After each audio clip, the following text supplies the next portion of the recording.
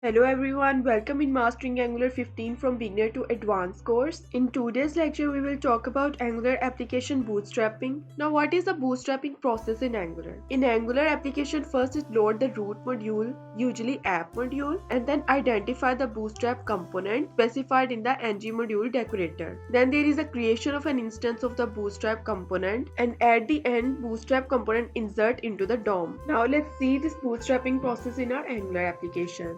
Bootstrapping is the process of initializing or loading our Angular application, and it started from the file angular.json. In angular.json we have all the settings of our application. On line 21 we defined our index where we have written its path source index.html, which will load our default HTML page, and on line 22 we mention our main entry point main.ts file. So on build, let's move to our main.ts file. Now this is our first file which loads when Angular application runs. As we have already mentioned that this file acts as an entry point of the application. The path or name of the main file can be changed, but it should also be changed in angular.json file. Main.ts file helps in creating the browser environment for the application to run. And after this, main.ts file calls the application bootstrap module, which tells the builder to bootstrap the application. And in this bootstrap module, we have defined our entry module, which is app module. Now let's move to this app module. In app module, we have defined bootstrap component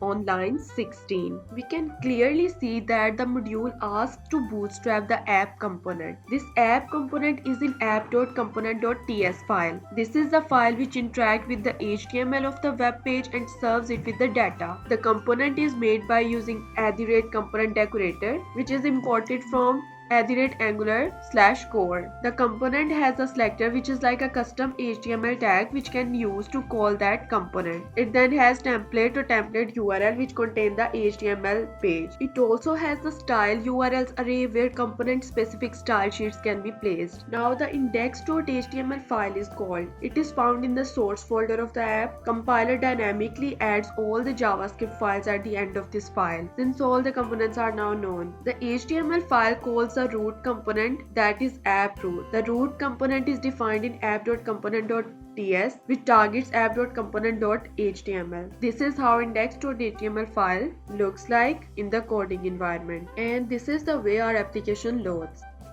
Next we have two types of bootstrapping. One is dynamic bootstrapping and second is static bootstrapping. First, let's explore dynamic bootstrapping.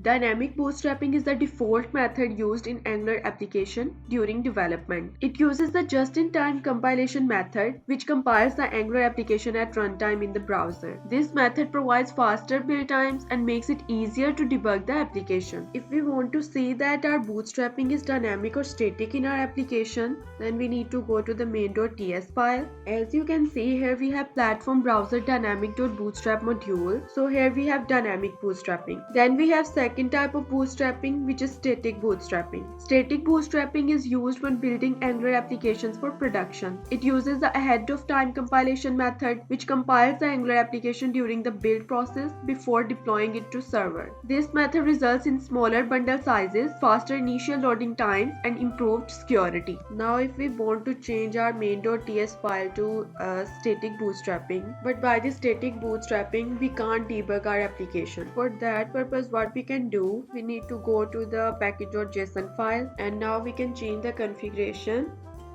like this. Here we change development to production, and this is the way we can implement our dynamic or static bindings. Hope you understand this entire lecture. If you have any question or query, you can ask in comments. If this lecture is helpful for you, then guys, please like, subscribe and share my channel. Thanks for watching.